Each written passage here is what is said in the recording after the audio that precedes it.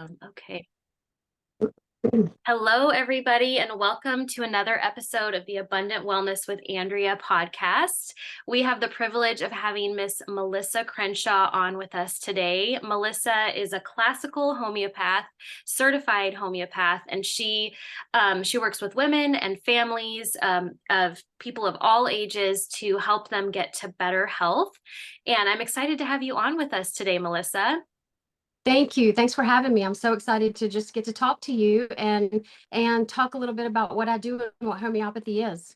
Oh, I love it. And as you know, if you listen to my episode on Melissa's podcast, I shared a little bit of our, personal journey with homeopathy, a little bit about my personal journey with homeopathy, and why it's such a powerful, but highly misunderstood tool for our health. And so I would love for you first, to share a little bit about who you are, and a little bit about your practice, because you have some amazing classes and courses out there for not just women, but families as well. And I would love to highlight those today. Yeah, thank you. So, um, I have been a homeopath for over 20 years, and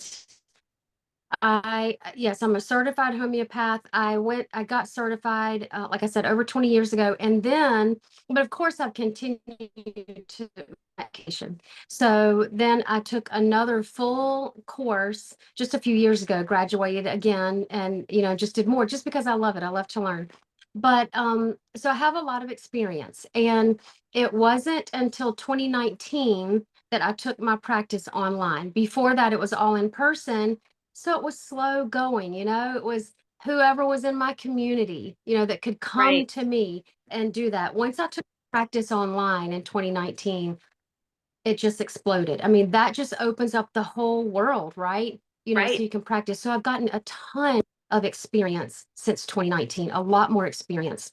And so yes, I do consultations and I consult, whole families. I consult individuals in a family, or just even single people who live on their own.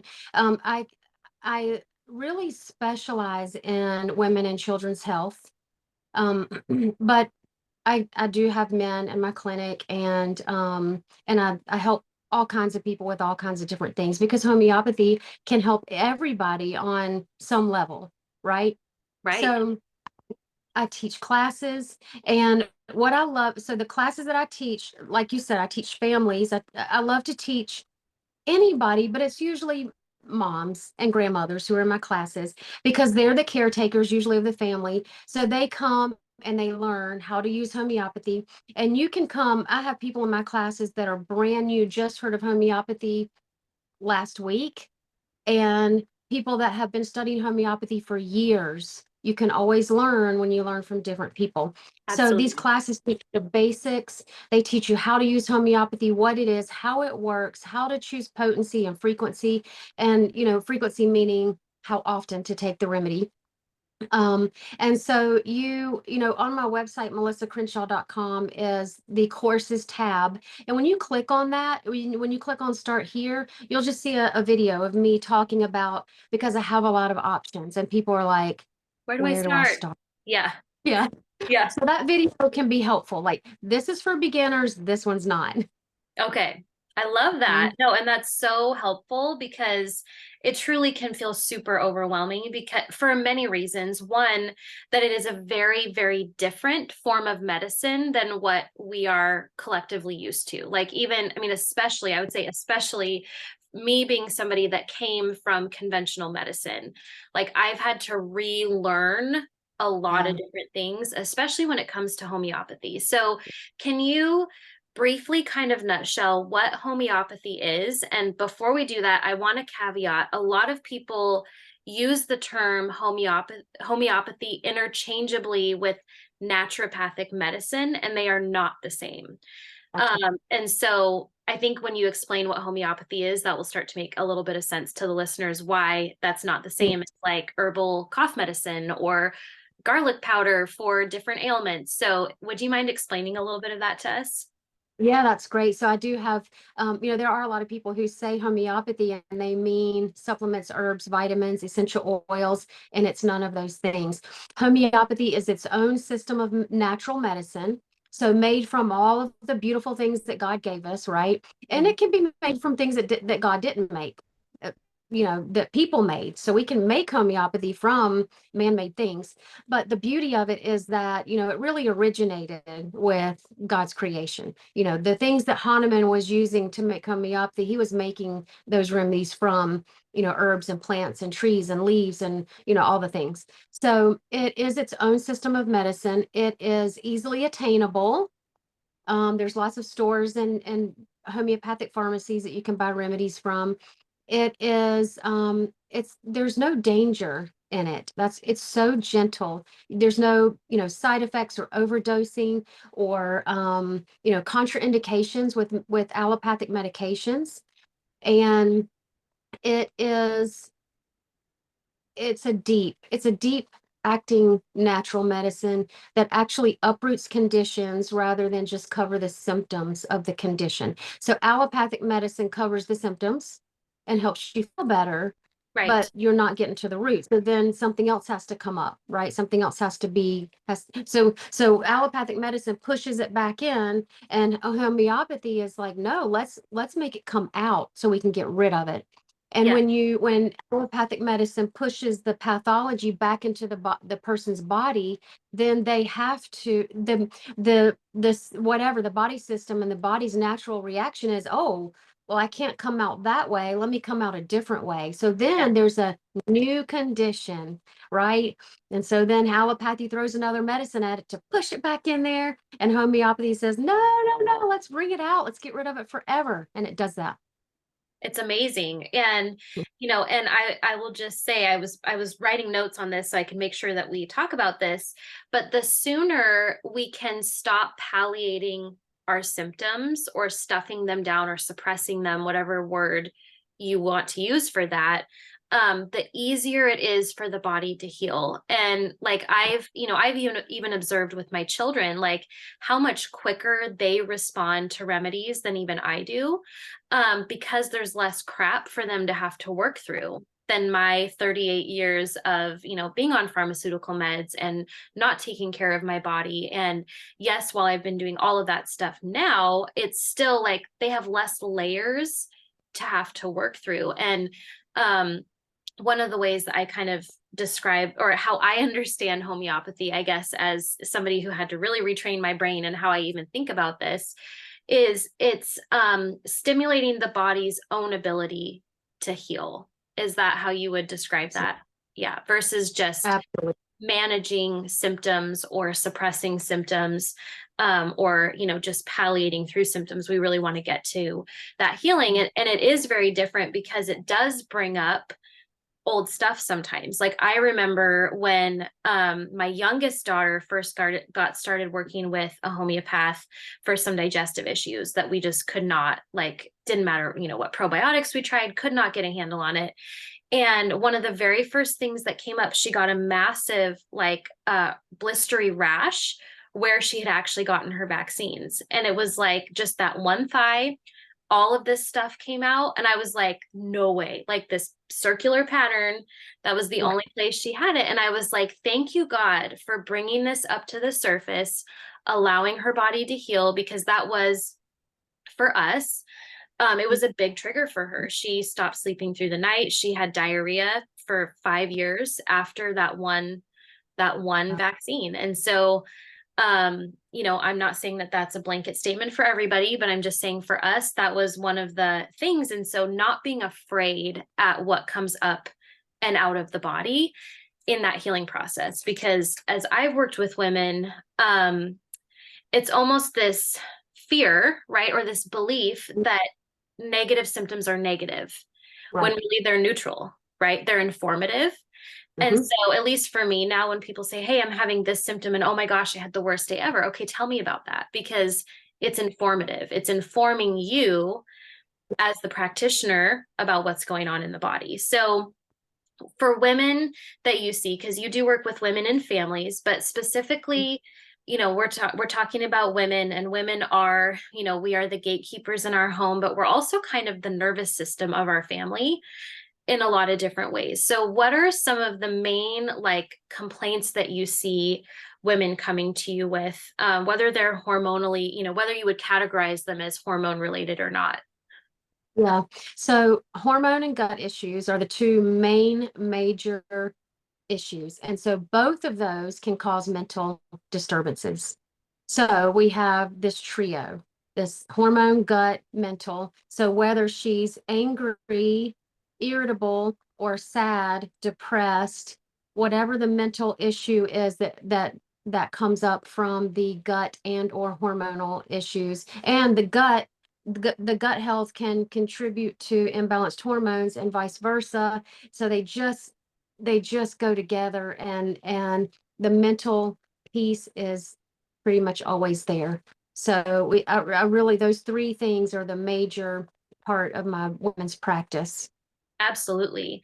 And what I find so fascinating, that makes a lot of sense because it parallels mine as well, like what we see. And it's why when women say, oh, my periods are totally normal, I start digging in. I'm like, okay, but how's your digestion? Do you have bloating? Do you have diarrhea? Do you have food allergies? Do you have mood shifts? Are you sleeping well before your cycle? When you're irritable, do you feel like you want to climb out of your skin, or do you feel like you want to hide under a pile of blankets? Because that will actually tell you, as the homeopath, it's the cue for the remedy, right? So those little distinctions, or even I've noticed for myself, like maybe I don't have, bloating when I eat dairy, but maybe I get a little bit of a rash on my forearm, but it's Mhm. only on the right side, right? So then now we're in the right-sided remedy. Right. And we're trying to find like those distinctive things that actually can make a really, really big difference in Yeah. identifying your next step for the client. And so it's never just the one thing that you're looking at the whole picture. Do you find that that's frustrating for clients, or do you find that like it takes some time for them to kind of get comfortable with that process of looking at the totality versus the one? I think it can easily get frustrating. So there's a lot of education that goes into helping clients.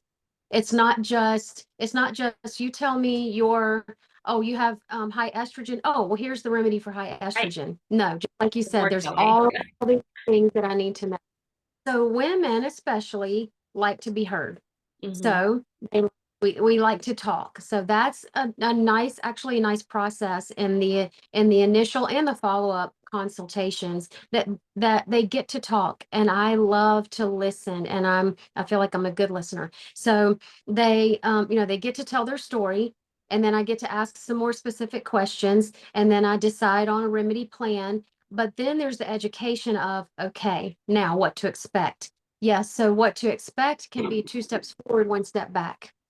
It can be, you might feel so much better this period, and then you're like, oh, this is amazing. And then the next period is not so good. So then I always kind of prepare them for that two steps forward, one step back. So when you take that one step back, don't let it discourage you. Don't get upset. Right. It's part of the process. You didn't get this way overnight. You're not going to get healed, that fast either. And so, it takes time. So people, when they don't feel good, they get frustrated because I say this all the time in classes, you cannot rush homeopathy. Right. So you need to go into working with a homeopath with patience and knowing I'm here for the long haul. I'm going to hang in there and I'm going to do this, because people jump from homeopath to homeopath because they don't see fast results. Right. And it's sad. It's sad. You got to be patient. You do. And I think that was one of the most challenging things for me to unlearn. And part of it was actually realizing that a lot of my what was informing my decisions was actually fear. And Yeah. specifically in regards to, we have a daughter with pandas. And so that's obviously a very highly complex medical condition that, it's uncomfortable. It's really hard to watch your child struggle that way. And so you're wanting to correct all of these symptoms all at once, but we're looking at really starting to look at those as like, these are the body's best way of compensating for something very negative that's happening in the body, right? And so it's doing that intentionally to inform us of how we can actually help the body move forward. And Yeah. so we cannot rush the process. We can't. And even, for myself, I've actually in working with homeopathy for my own stuff, like I've had little flares of things come up.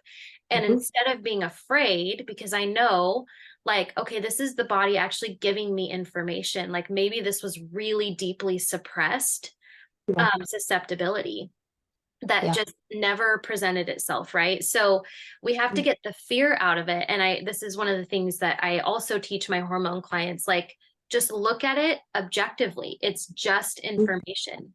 Yes, Yeah. it's uncomfortable. Nobody wants to have anxiety before their period. Nobody wants to have insomnia. Nobody likes hot flashes or rage. Like Mm. that's a given, right? But the more they become really good observers of their own internal state, the easier it becomes to actually help them, right? So what are some and I don't know if you've experienced that too, but I would say that's probably the driving force why people do jump from homeopath to homeopath. It becomes they're afraid that they're not going to get to where they want to go. Exactly, because usually most people come to homeopathy last. They've Mhm. tried everything else. They've tried all these other, regular medicine and all the other things, and then they find homeopathy and they're like, this has to be my answer, but also they're at the end of their rope and Yep. they're like, you're my last stop. And I'm like, oh, No okay. pressure. No pressure. Yeah. But they're tired, they're done. And yeah, and so then fear creeps in and hopelessness that I'm never going to get better. So yeah, fear definitely plays a role. Absolutely. And I think too, it's at least I think our roles are very similar. I get a lot of women I'm their last resort as well. Yeah. Yeah. And it's a lot of that, like we're rebuilding trust, right? But not Yes. just trust with us. Really, I feel like so much of the work that we're doing is actually rebuilding trust with themselves because so Yeah. much of that has been stripped away by just the medical system, taking away some of that stuff. So, what would you say?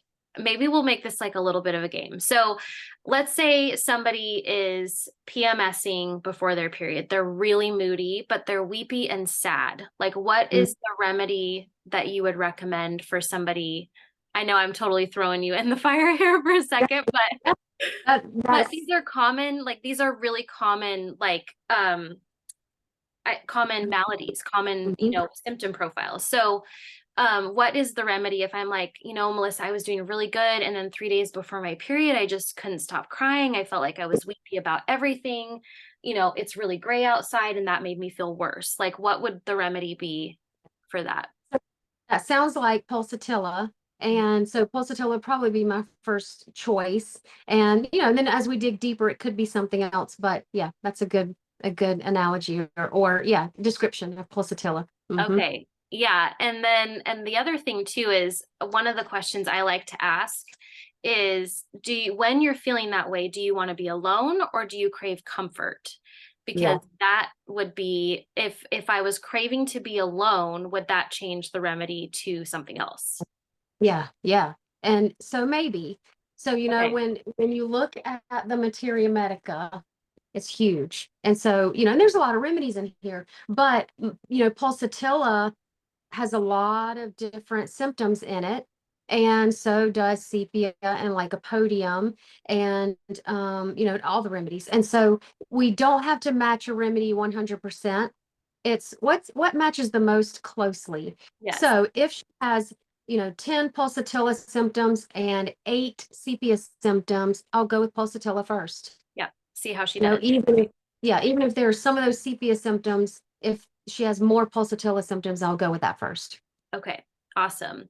No, and I think that's good because and one of the reasons why I would really highly encourage you to, if you're listening, to take one of Melissa's classes, because if you go to the store, right, or even online, and you're like, I feel like punching somebody in the face before my period, I feel very ragey, like it's gonna give you one remedy. right? For Yeah. that specific thing, maybe staph aureus or something like that.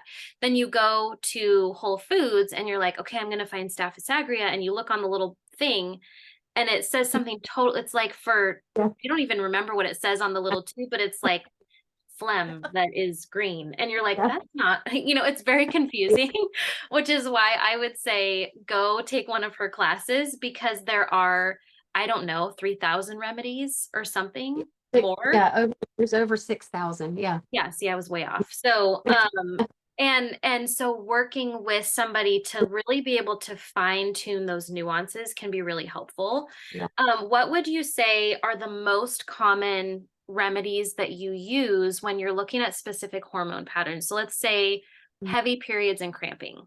Is there one that Yeah. kind of comes to mind? Yeah. So I love a combination of Sabina and arnica, low Okay. potency.